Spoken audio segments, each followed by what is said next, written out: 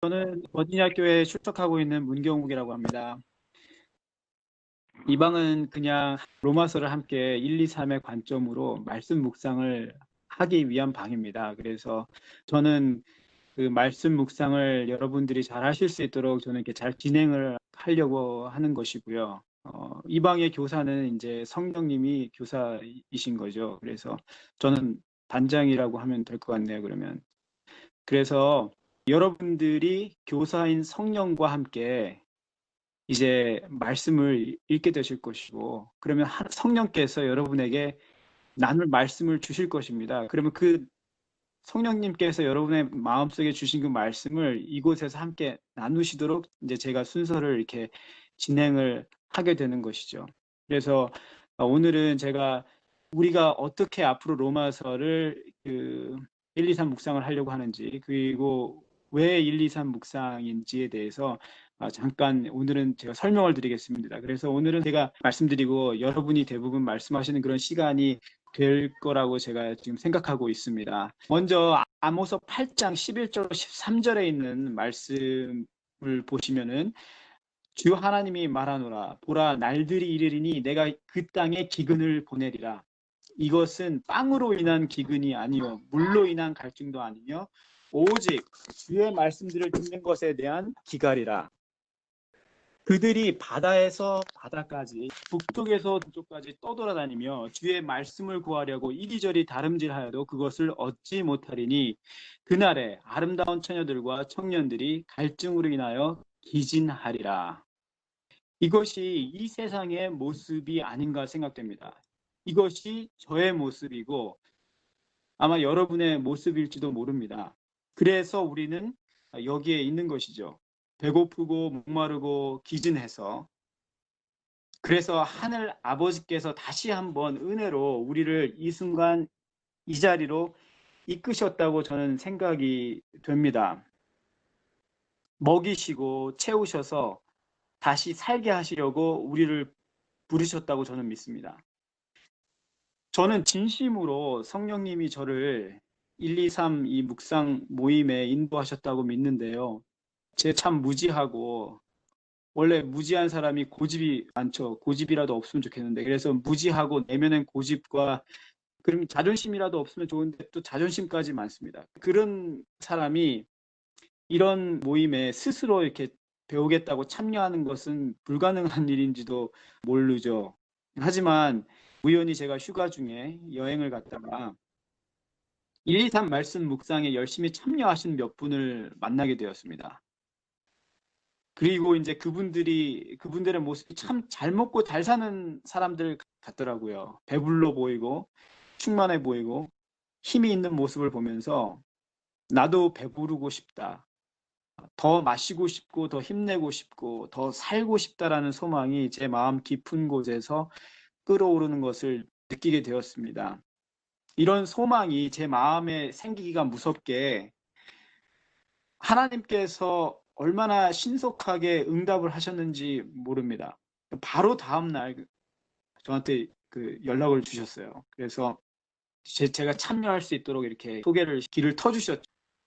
참 하나님께서 정말 얼마나 신속하게 그렇게 응답을 해주시는지 몰라요. 정말 주시고 싶어가지고 하나님은 이렇게 안절부절 못하시는 분인 것 같습니다. 기회만 있으면, 작은 틈만 보이면 채우시고 먹이시고 그렇게 하려고 하는 그 부모와 같은 심정으로 저에게 오셨던 거죠. 여러분도 그런 하나님의 귀한 이끄심으로 여기에 계신 것입니다. 그렇기에 우리 모두에겐 이런 확신이 있어야 합니다. 이곳으로 나를 이끄신 분께서 하늘의 지혜와 능력으로 영적인 말씀을 보고 먹게 하실 뿐만 아니라 다른 사람에게도 나눌 수 있도록 하실 것이라는 것이죠. 말씀을 나누는 것을 어쩌면 부담스럽게 느끼시는 분도 계실지도 모릅니다. 하지만 그건 우리가 걱정해야 될 문제는 아니라고 생각합니다. 말씀을 나누는 것, 혹은 설교를 하는 것, 전도하는 것, 간증하는 것은 우리가 인위적인 어떤 노력으로 짜내는 것이 아니고, 만들어내는 것이 아니고, 성령으로 말씀을 먹는 사람에게 어쩔 수 없이 따라오는 반응 같은 것입니다. 결과이기 때문입니다. 우리는 매일의 삶을 그냥 먹는 양식에서 생기는 힘으로 삽니다. 저희가 매일매일 밥을 먹지 않습니까? 그러면 그 밥 때문에 자연스럽게 힘이 나서 이제 사는 것이죠. 10년 전에 잔치집에서 여러분이 어떤 만찬을 먹었든지 배 터지게 먹었어도 그 만찬은 그때 힘이 되어서 우리를 살게 했고 지금엔 좋은 추억으로 남아 있을 수는 있지만 오늘을 살아갈 힘을 줄 수가 없는 것이죠. 오늘은 오늘의 양식을 먹어야 합니다.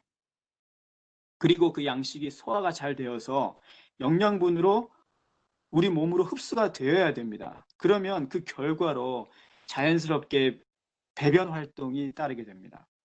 그것이 우리 몸의 1, 2, 3의 생리작용입니다. 먹고 흡수하고 배출하는 것입니다. 성경 말씀을 제대로 먹으면 흡수가 됩니다. 영양분이 되는 것이죠. 그럼 반드시 배출이 되어야 합니다. 그건 결과예요. 자연스럽게 따라오는 결과입니다. 만일 먹기만 하고 배출 활동을 안 한다면 몸이 어떻게 될까요? 몸이 큰 문제가 생기게 되고 고통이 따르게 되는 것이죠. 다른 말로 우리가 진정 말씀으로 충만히 먹고 매일 마신다면은 반드시 그 복음이, 그 말씀의 능력이 우리를 통해서 나올 수밖에 없습니다. 우리가 짜내는 게 아니고 만들어내는 게 아닌 것이죠. 마치 우리 몸의 자연스러운 생리작용처럼 말씀을 우리가 제대로 먹는다면 말씀 나눔은 아주 자연스러운 결과물입니다. 그런 사람은 시간과 장소에 관계없이 입만 열면 예수님을 말하는 사람들이죠. 만일 그 사람에게 어떻게 그렇게 자연스럽게 늘 말씀을 나눌 수 있냐고, 준비하는데 힘들지 않냐고 물어보면 그 사람은 말하기를 뭐라고 말하겠습니까? 우리가 보고 들은 것을 말하지 않을 수 없노라. 사도행전 4장 20절의 말씀이죠. 그 말씀을 외칠 것입니다. 우리 육체가 매일 1, 2, 3 생리작용을 통해 살 수 있는 것처럼 우리 영의 사람도 말씀의 1, 2, 3 과정이 매일매일 반복돼야 영이 굶어 죽지 않고 사는 것입니다. 많은 사람들이 신학을 몰라서 혹은 교리를 몰라서 죽어가고 있지 않습니다. 많은 사람들이 그냥 밥을 못 먹어서 죽어가고 있는 것이죠. 밥을 못 먹는데 지금 신학을 따지고 무슨 교리를 따져봤자 그게 무슨 소용이 있겠습니까? 당장 밥을 못 먹고 있는데. 매일매일 말씀의 1, 2, 3 과정이 반복되어야 우리 영이 죽지 않고 사는 것입니다. 우리가 전에 뭘 했고 얼마나 전에 뜨거웠고 얼마나 많이 전했고 말씀을 듣고 읽었던 그건 하나의 좋은 추억일 뿐이고 오늘 나의 영혼이 사는데 필요한 영양분은 될 수가 없습니다.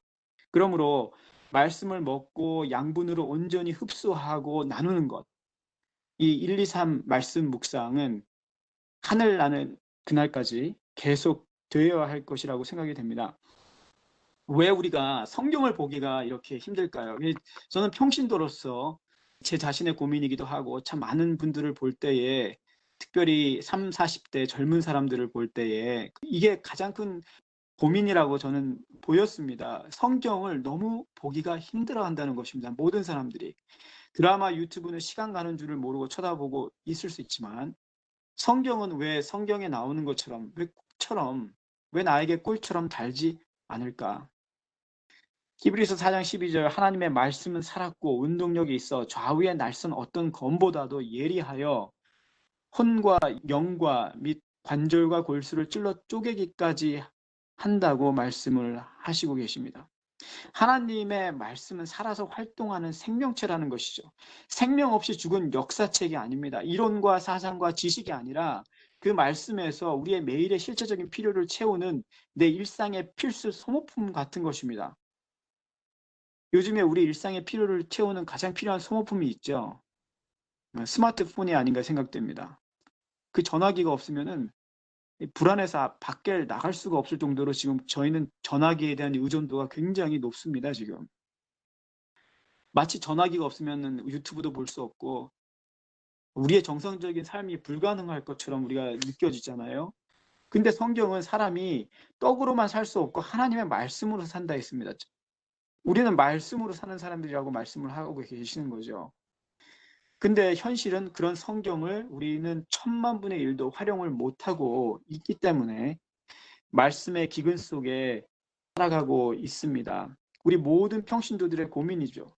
말씀이 읽혀지지 않는 것, 이해되지 않고 소화되지 않는다는 것입니다. 그래도 우리는 의무적으로 목사님께서 말씀을 읽어야 된다고 말씀하시니까 꾸역꾸역 말씀을 집어넣지만 그것에서 별 유익을 얻지 못해서 말씀을 점점 더 멀리하게 되는 것입니다. 소화되어 흡수가 되지 않으면 우리가 사는데 기본적으로 필요한 1, 2, 3 생리작용이 되지 않는 것이고 우리는 병들고 굶어 죽어갈 수밖에 없습니다. 그런 의미에서요. 이 1, 2, 3 묵상은 우리에게 말씀을 잘 먹고 하늘의 생수를 마실 수 있는 좋은 방법 중 하나라고 생각이 됩니다. 1, 2, 3 여러분 기본 강의를 꼭 한번 들어보시기를 강력히 추천드립니다. 1, 2, 3은 1번은 인간의 상태를 말하는 것이고 2번은 오직 예수를 통해서 3번 어떻게 하나님의 구원과 영생과 행복, 즉 하나님의 영광을 본다는 것입니다. 그래서 성경에서 어떤 신학이나 교리를 이해하고 찾아내려고 하는 것이 아니고 단순히 이 세 가지를 집중적으로 이렇게 보는 것이죠. 인간, 예수, 하나님의 영광을 반복해서 보는 것입니다. 왜 예수를 봐야 하나요? 가운데 있는 예수가 가장 중요한 것이죠. 왜 예수를 봐야 하나요?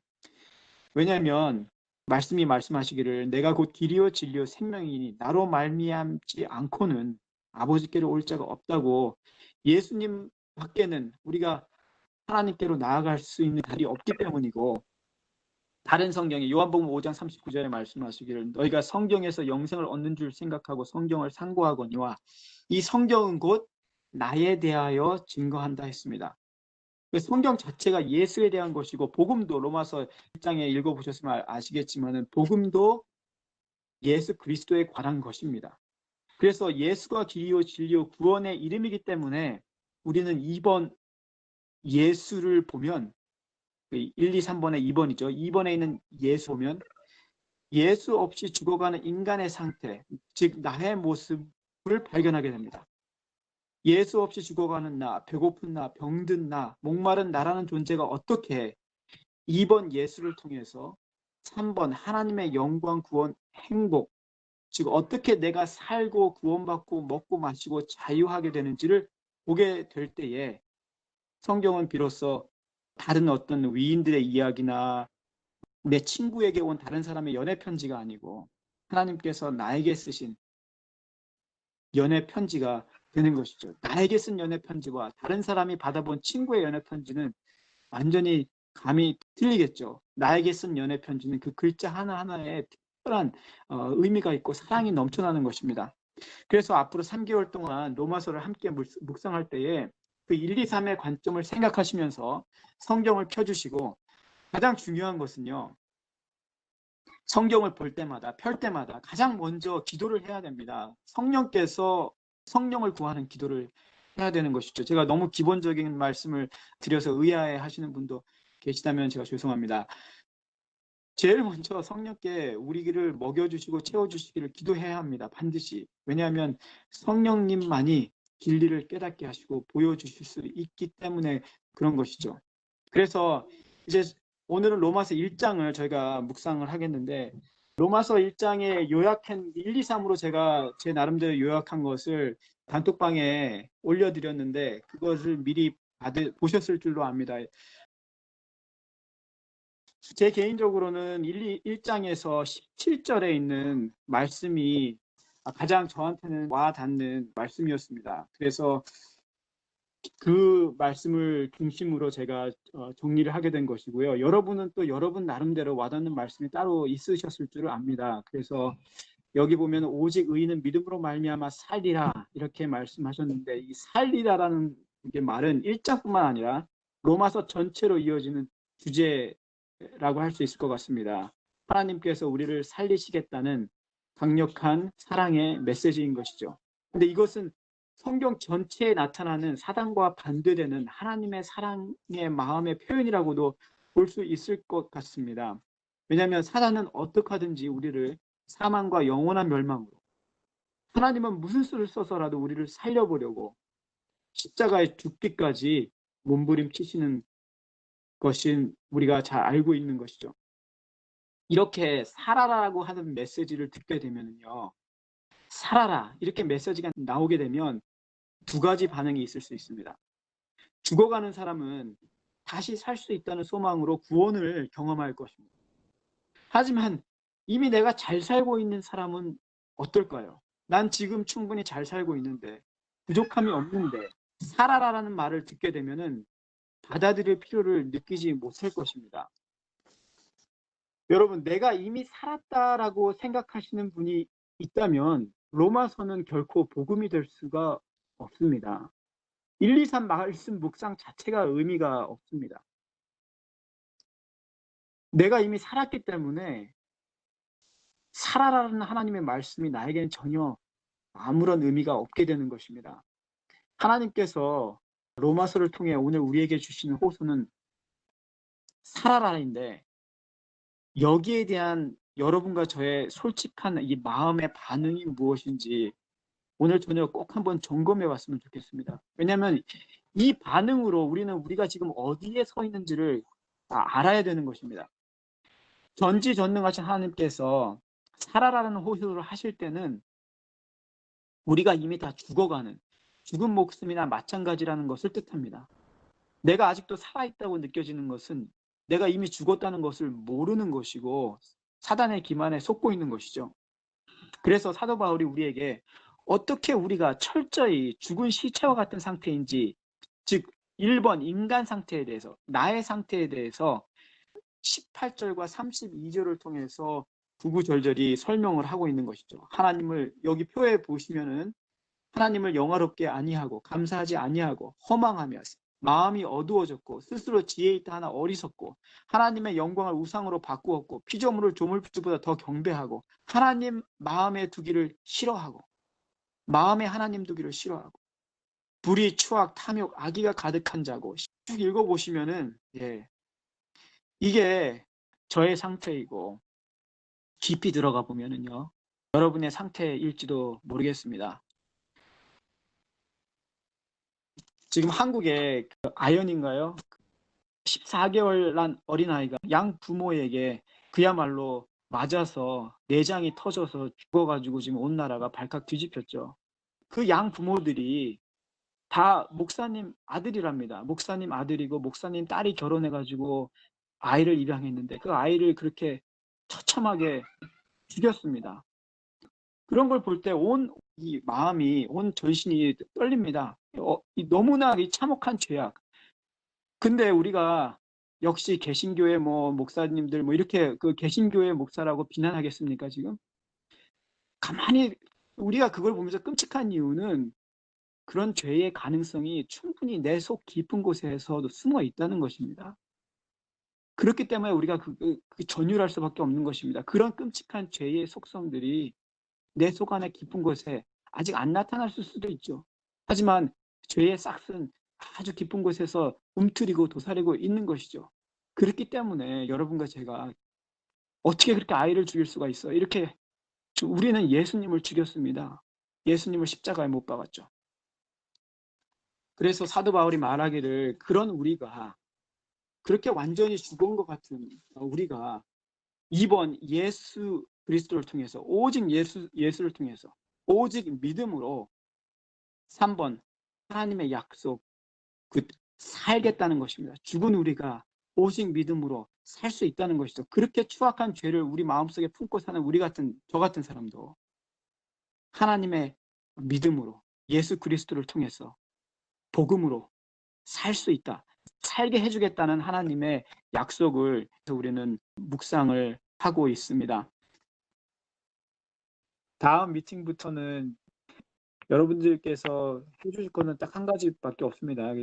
매일매일 기도하시면서 나눌 말씀을 보여달라고 그렇게 기도하시면서 2장과 3장을 읽어 주시면 좋겠습니다.